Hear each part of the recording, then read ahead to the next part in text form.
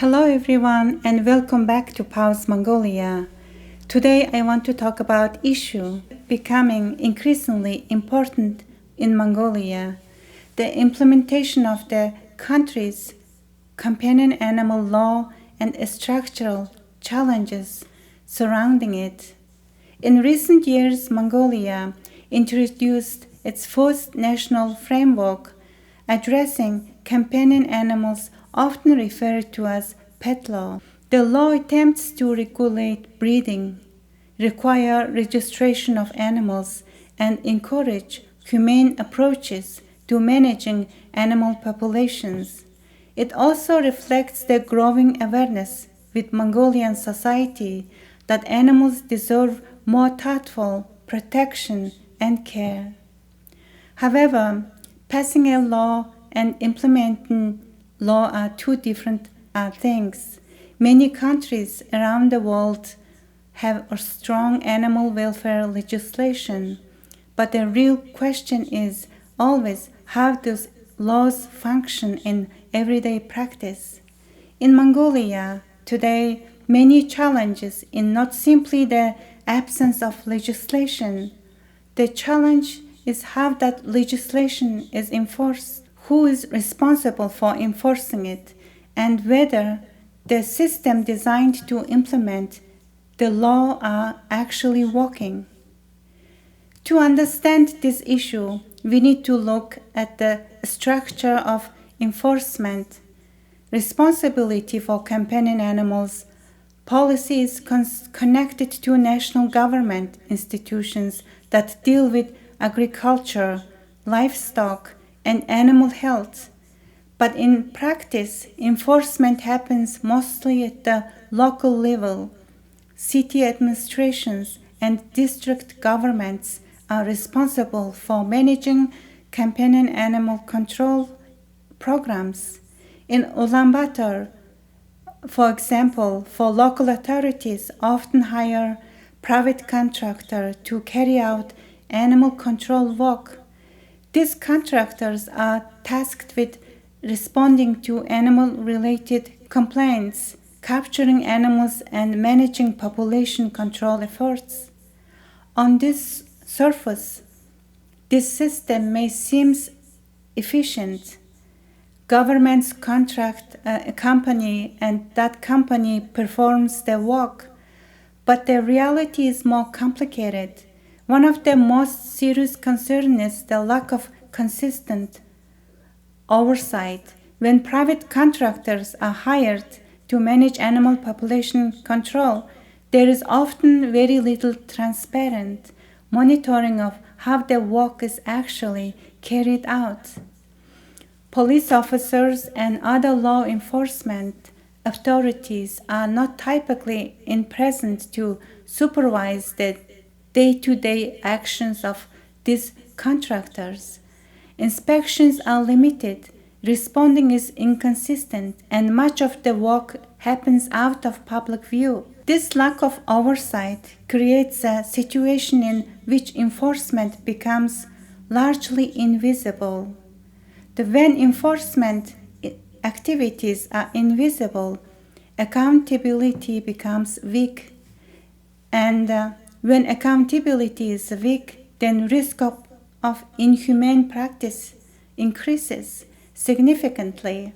Reports and testimonials from various observers and animal welfare advocates suggest that in some cases, contractors may continue to using methods that are widely considered inhumane. Because these activities often occur away from public eyes, they are rarely documented or formally reported. Animals may suffer during capture or handling, and the public may never know how these operations are conducted. This problem is not unique to Mongolia. Around the world, animal control systems that rely heavily on contractors without a strong oversight can create similar ethical concerns.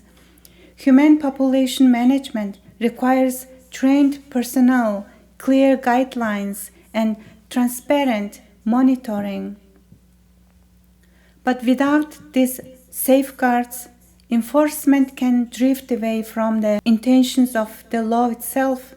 Another challenge involves the regulation of breeding and pet ownership. The new legal framework requires registration of companion animals and attempts to regulate breeding activities. In theory, breeders should be licensed and sale of animals should be follow clear rules. But the practice enforcement remains limited. Unlicensed breeding still occurs in many areas, and puppies are often sold very cheaply through informal networks or online marketplaces. Many animals are purchased impulsively without careful planning or understanding of the responsibilities involved in long-term care. When the animals grow older or when the novelty of ownership disappears, abandonment becomes a real possibility. This circle contributes to the ongoing presence of free-roaming companion animals in many neighborhoods. It is important to understand that this situation is not simply the result of individual behavior, it is also connected to structural factors such as limited enforcement, weak regulation systems, and insufficient public education about responsible pet guardianship. Another significant issue is the lack of reliable data. Effective policy requires accurate information about animal populations, sterilization rates, and the outcomes of control programs. In many places, however, consistent national reporting systems are still developing. Some districts collect information, but the methods are not always standardized, and data is not always publicly available.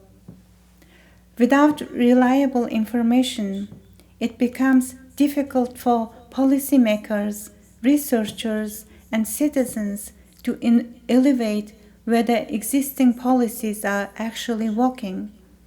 The situation becomes even more complex when we consider Mongolia's rural regions.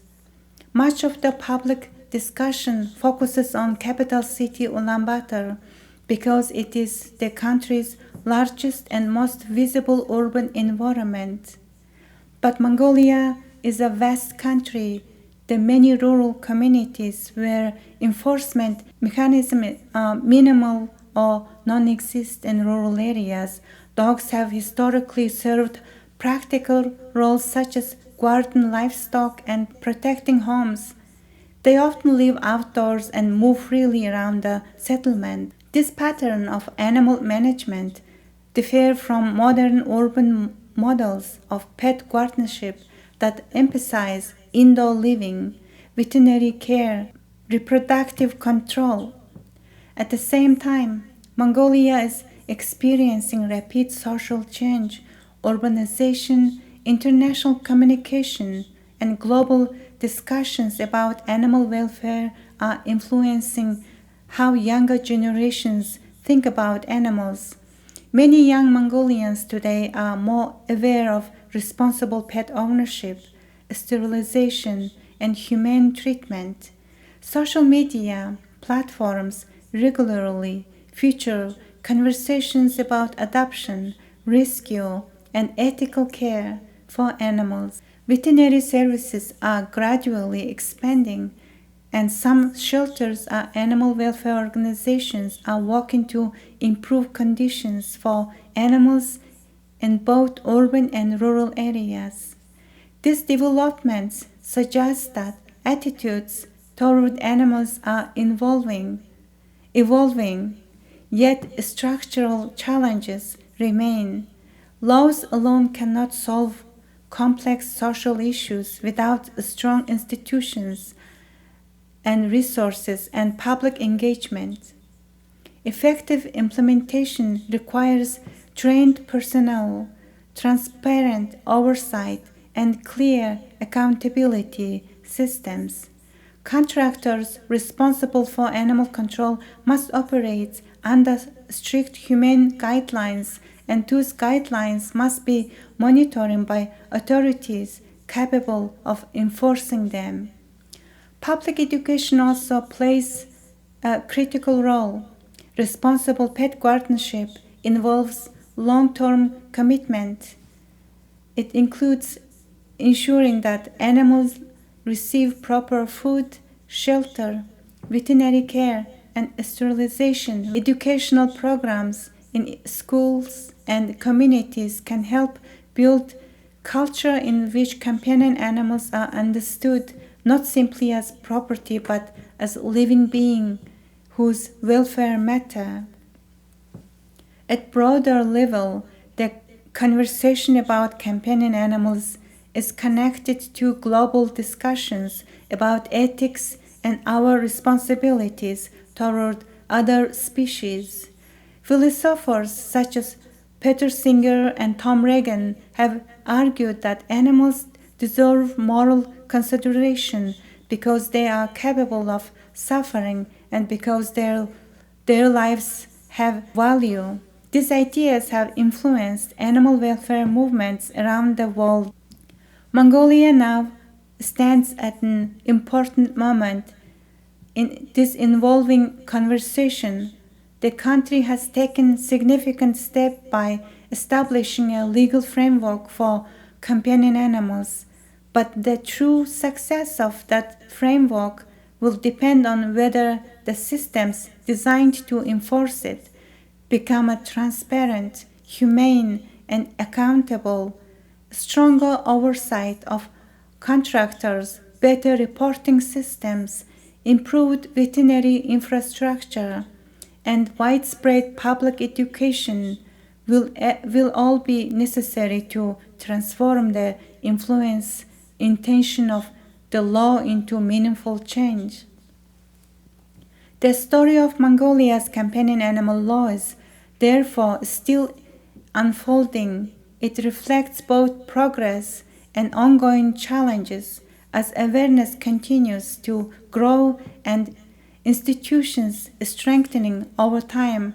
There is hope that Mongolia can develop an animal welfare system that reflects both companion and responsibility. Thank you so much for listening to Pause Mongolia, and thank you for your taking an interest in the complex relationship between policy, culture, and the life of the animals.